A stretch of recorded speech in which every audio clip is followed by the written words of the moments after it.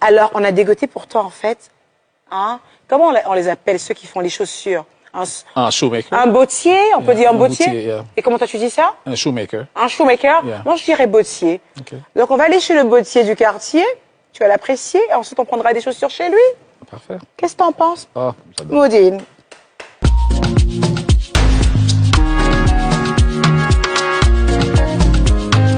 Bienvenue à toutes et à tous pour ce tout premier épisode de Mood Jean de cette saison 2 de Mood by EK. Aujourd'hui, j'ai fait un peu de route. Un peu quand même, un peu, mais c'est pour une bonne cause. Aujourd'hui, on va parler chaussures. Vous connaissez mon amour pour Mood Jean et vous connaissez mon amour pour les chaussures. Donc vraiment, je pouvais faire tous les kilomètres du monde. Ça va me passionner et je suis sûre que vous aussi. On va aller à la rencontre de notre hôte du jour qui va tout nous dire sur comment faire des chaussures, comment les porter. Enfin, on va lui poser plein de questions. Chose est sûre, on va aller le retrouver tout de suite. Allons-y. Bonjour. Bonjour madame. Ça va? Ça va madame. Vous allez bien? Je vais bien vous? Ça va super. Je suis ravie d'être là, je suis ravie de venir m'entretenir avec vous. Ouais, toute charmante. Hein. Oh merci, Ouais. merci. Est-ce que je peux vous tutoyer? D'accord. Ouais, ça va être plus sympa comme on a un petit moment à passer ensemble. Ok. Ça va être plus cool. Ok, alors Jason Jack, Bien c'est sûr. ça? C'est ça. Ouais. Alors dis-moi un petit peu en quoi consiste ton métier? Ben, mon métier consiste à travailler le cuir. Voilà. Réparer des chaussures. On travaille le cuir jusqu'à ce que ça devienne des chaussures, ce que vous voyez là. Ok. Et puis voilà, c'est tout ça qui fait la cordonnerie. Donc du coup tu es cordonnier, Je suis artisan cordonnier. artisan cordonnier. Quand je fabrique, je repars. Du coup ça ça sert à quoi? Ouais, ça fait un peu rire, mais c'est des chaussures que vous voyez là. C'est d'abord dessiné, une chaussure est d'abord dessinée sur la forme. Et quand on retire le dessin de la forme, on expose ça sur un papier. Voilà, pour rendre ça plus pratique en fait. Et maintenant, avec ça, quand on décolle, directement, on va dire c'est la chaussure, c'est le modèle qui est là. Ça c'est une sandale, par exemple. Voilà, on n'a qu'à déposer sur le cuir, tranquillement. On fait notre tracé à la main et après le découpage se fait. Et tout ça, c'est des pièces qu'on réunit jusqu'à ce que ça devienne une chaussure. D'accord. En fait, c'est ce qui correspond à un patron pour Oui, ceux c'est qui ça. font C'est ça le patronage. C'est le patronage de la chaussure, c'est ça. Donc, une fois qu'on a fait notre patron, c'est quoi l'étape d'après? C'est le cuir, c'est ça? Oui, c'est le cuir. Quand le patron est bien réussi, on fait d'abord un essayage sur une fausse matière pour voir ce que ça donne. D'accord. Et après, on passe sur le cuir principal qui est là. Jusqu'à ce que ça donne une chaussure. Comme Ok, donc cette chaussure-là, c'est avec ce cuir-là? non, c'est un cuir un peu plus différent. Ok, Ouais. d'accord.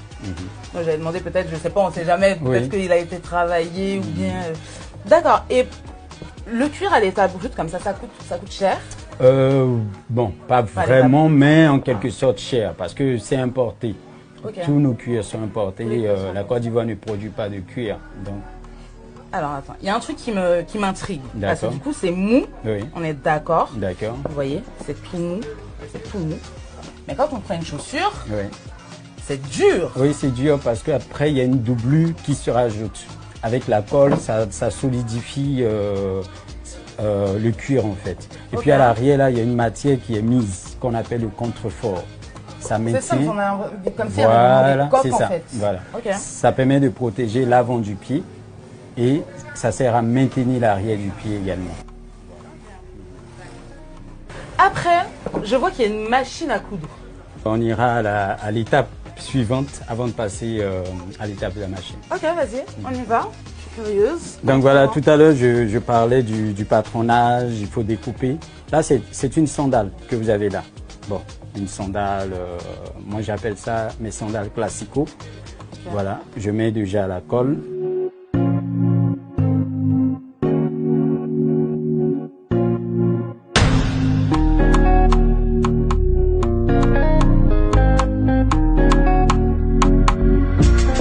Quand c'est fait comme ça, on peut aller à la machine.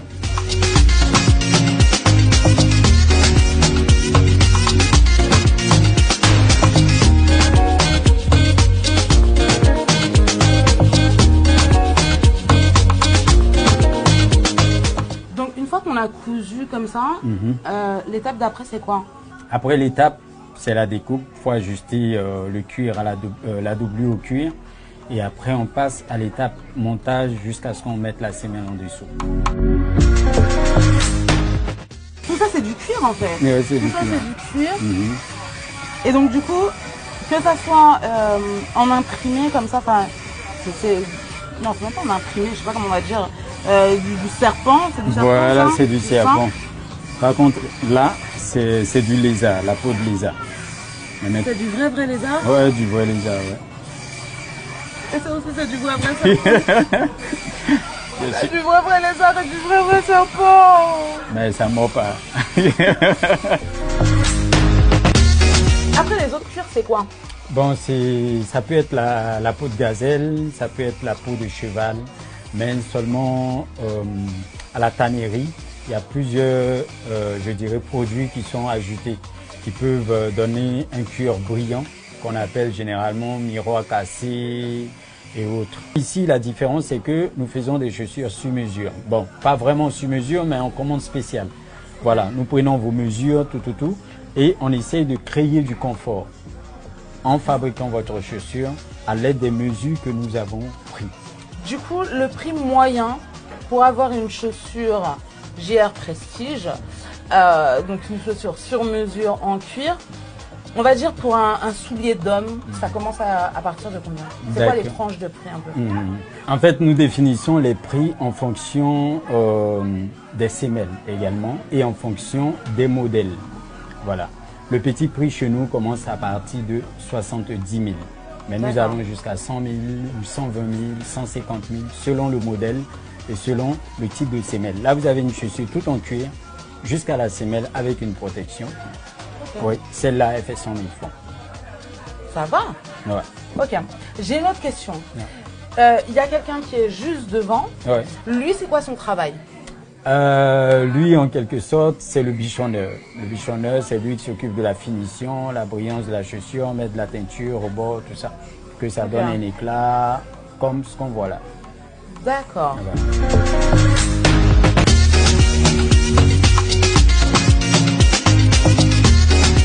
Peut-être que tu as un petit message pour nos téléspectateurs? Oui, le message que je voudrais véhiculer, c'est de croire au Made in Côte d'Ivoire, c'est de croire à l'artisanat, bien sûr, et c'est de croire que les Ivoiriens sont formidables et peuvent faire de grandes choses avec le peu de moyens qu'ils ont. Donc, on a besoin de force de vous. Big up. Je peux plus rien dire après ça. On retrouve Euka et notre invité en plateau. Le mot de la fin était trop top. Bisous, bisous pour un prochain mot de film.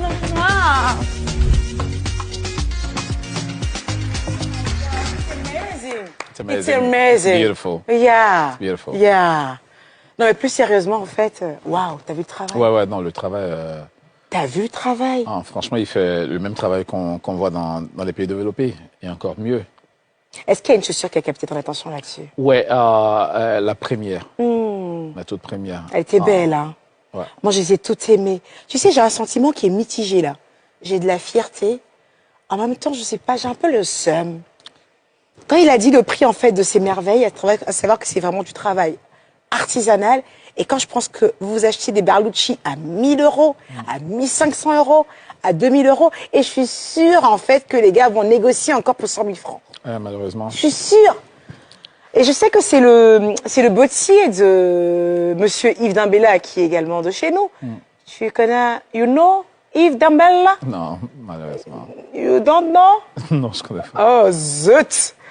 Alors, c'est le bottier de Yves Dambella, et je suis sûre que monsieur Yves Dambella doit négocier les prix là-bas, alors que je sais qu'il doit payer les trucs chers, hein. On t'embrasse fort, monsieur Yves Dambella. Bon, écoutez, on va partir à ce qui... Par contre, ce qui m'a écœuré, il n'y a pas de cuir ivoirien. On en a parlé, justement. Voilà, justement. Donc, on en a parlé. Litter, okay. Yeah. Okay. No, Litter Ivory Coast. Il faut qu'on en parle. On revient à la pub.